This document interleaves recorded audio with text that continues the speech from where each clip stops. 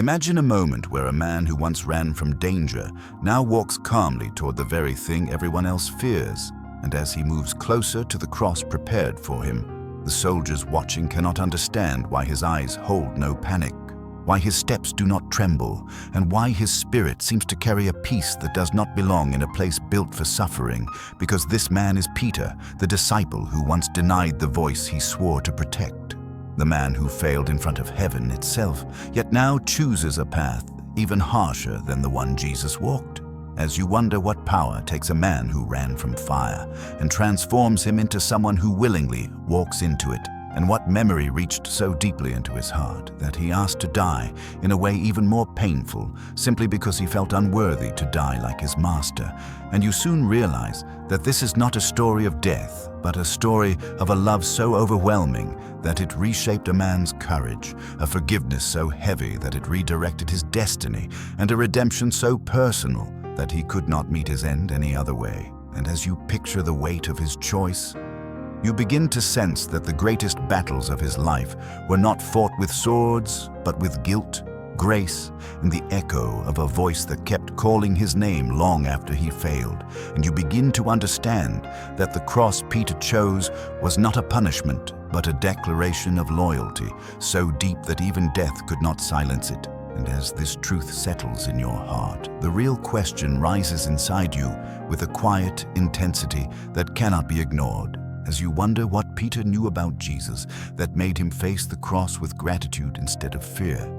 And now you must decide whether you are ready to step into the layers of a story that will challenge your view of courage, failure, mercy, and the kind of love that restores a broken soul until it stands unshaken in the face of the impossible. This is Gospel Insights, and before we go deeper into this powerful story, make sure you like, subscribe, and click the bell icon so you never miss the messages that reshape hearts and awaken faith. Peter was not born a hero, and he certainly was not born knowing how to carry the weight of the world. He was born a fisherman with rough hands, sunburned skin, and a heart that loved what was simple and tangible. Yet he was also a man of impulses, of fear, and of restless courage. He followed Jesus, not because he fully understood him, but because something about this teacher spoke to a hunger in his soul. A hunger for meaning, for forgiveness, for a life that stretched beyond fishnets, boats, and the endless tides that never stopped pulling. Peter watched miracles with his eyes wide, not fully believing them at first, yet slowly the impossible became real. And every touch of Jesus' hand, every word spoken, every act of mercy whispered to him that the world was larger than fear, yet smaller than love.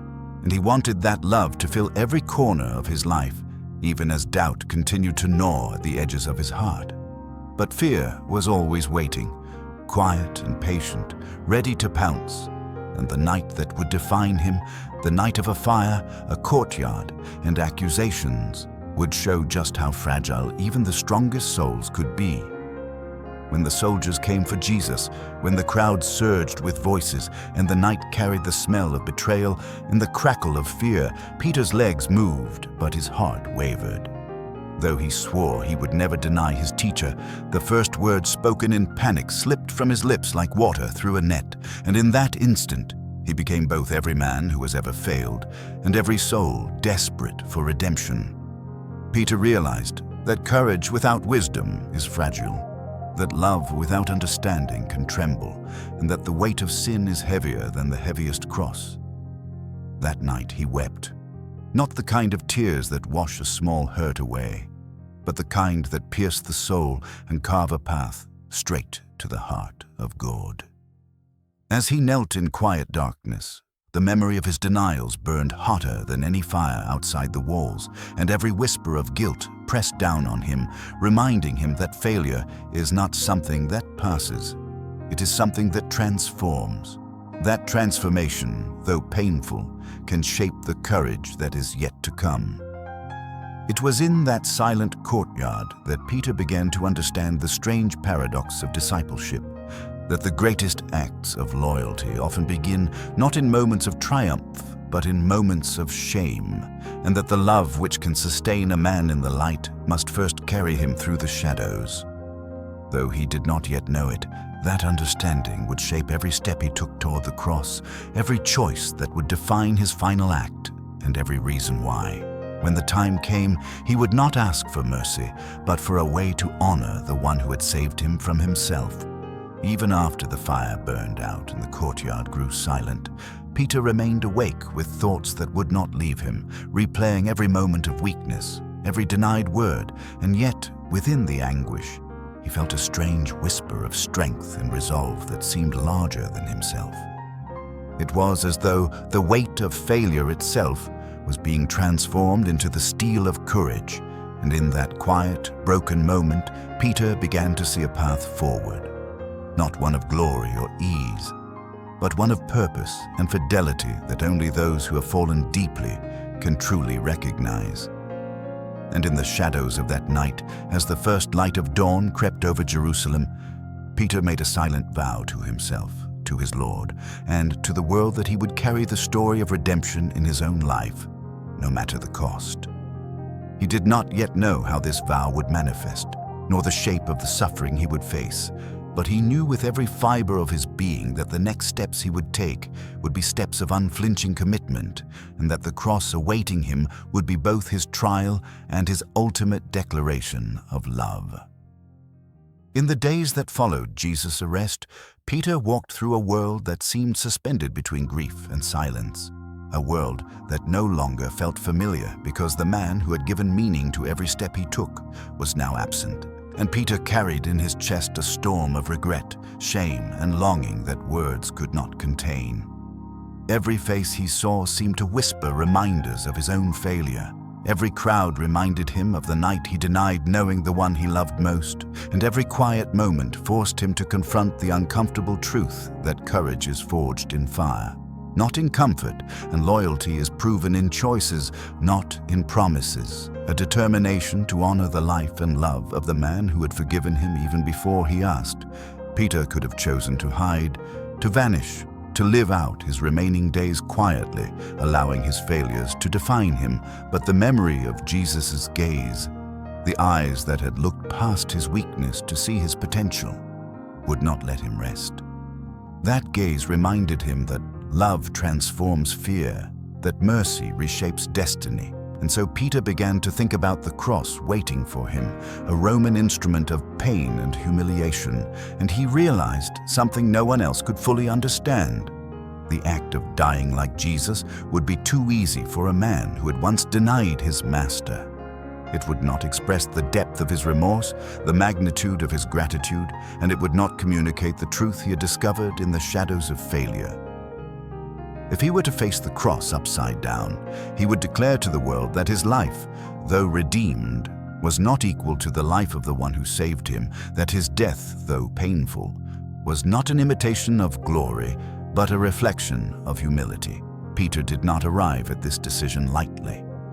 He considered fear, pain, shame, and the scorn of men, but each possibility bent under the weight of one unshakable truth.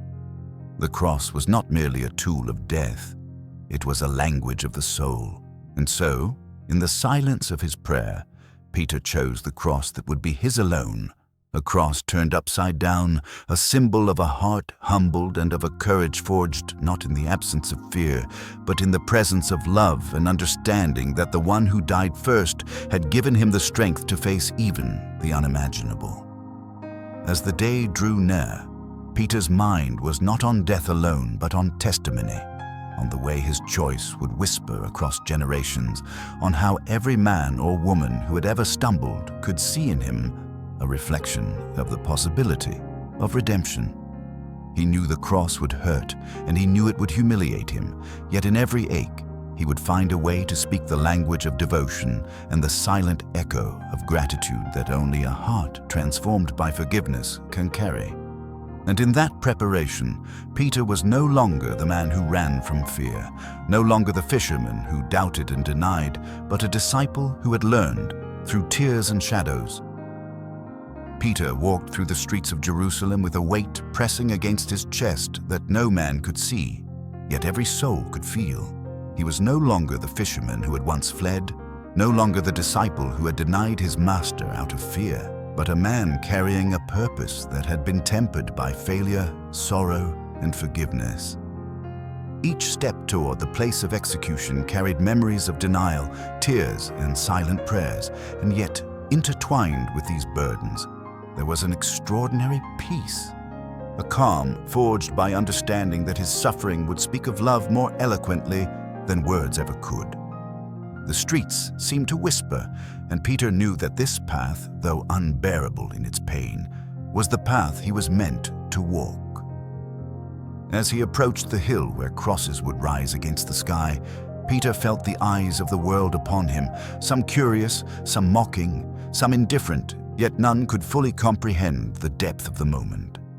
He thought of Jesus, of the agony he endured, of the grace he had poured over him despite betrayal, and Peter realized that the cross was not simply a punishment, but a language. The soldiers prepared the wood, the nails gleamed cruelly in the morning sun, and Peter's heart did not quake in fear, but in reverence for the one whose footsteps he now followed even into death. And in that stillness, he whispered a silent vow to endure, to honor, and to testify through every heartbeat. When it was time, Peter was lifted, and he allowed the cross to settle in a way no one had ever seen before, upside down, a choice that startled observers, but conveyed a message only a heart fully aligned with love could understand. In the pain of his body and the strain of his limbs, he discovered a strange freedom, a liberation that comes when one's soul has reconciled with imperfection. Even as darkness began to creep across the sky, Peter's mind was not consumed with fear or despair, but with gratitude, in the memory of every failure, every denial, every tear shed in silence became a chain that linked him eternally to the mercy of the one who had walked the first cross. He understood then, more deeply than ever. In choosing a death different from his master, Peter did not diminish Jesus, but magnified the mercy that had saved him, and in that act, he left behind a legacy of hope, faith, and love that would echo through every generation, willing to believe that even the most human heart can be transformed by divine grace. Thank you for journeying with us through the story of Peter. If this story touched your heart, make sure you like, subscribe, and click the bell icon so you never miss a single story that brings the Bible to life. This is Gospel Insights.